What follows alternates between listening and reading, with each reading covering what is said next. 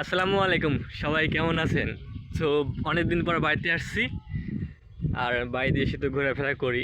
আর এখন তো ভোটের কারণে যানবাহন বন্ধ, যে কারণে ঘোরাফেরা করার মতো সুযোগ পাইনি। সেজন্য আমার ড্রোনটা নিয়ে বের হয়ে আসলাম, একটু ভিডিও করা যাক।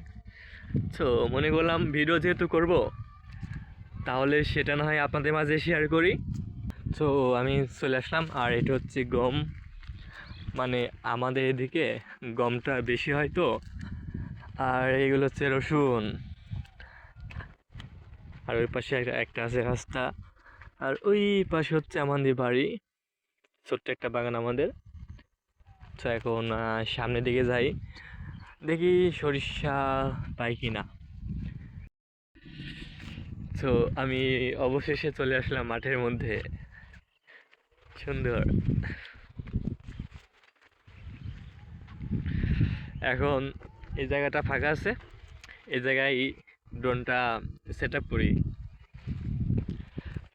আর দেখি, যেহেতু আমি দেখতে পাচ্ছি না কোথায় সরিষার ফুল আছে, তো ড্রোনটা দিয়ে একটু দেখার চেষ্টা করি যে কোথায় আছে। তো আমি এখন আছি ফাঁকা মাঠের মধ্যে। সো আমি সিদ্ধান্ত নিয়েছি যে আমার ড্রোনটা এখানে উড়াবো না, এখানে না, এটা হচ্ছে আমাদের গ্রাম। আর এই পাশে হচ্ছে আরেকটা গ্রাম। সো আমি চেষ্টা করবো যে মানে দেখবো যে রেঞ্জ কতখানি। বলে তো 1 কিলোমিটার। আমি সোজা দিব, দেখি এটা আসলে আজকে কত দূর যায়। তো দেখা যাক।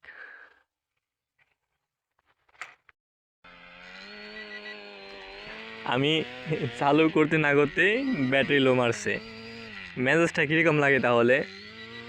আমার যে চার্জ নাই, আমার সেই কথাটা মনে নাই যে আমি চার্জে দেবো। আজকের দিনটা আসলেই খারাপ মনে হয়। এই যে ব্যাটারি লো। এখন এখন কি করতে হবে? এখন ব্যাটারিটা চেঞ্জ করি, না হলে হবে না। দূর। আমার ড্রোনের অবস্থা, আমার ড্রোন লো মারছে, আমার ড্রোনের ব্যাটারি শেষ।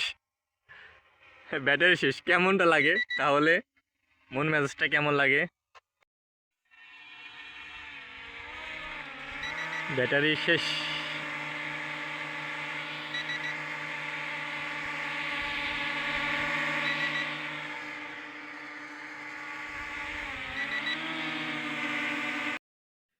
তো আজকের মতো ভিডিও শেষ।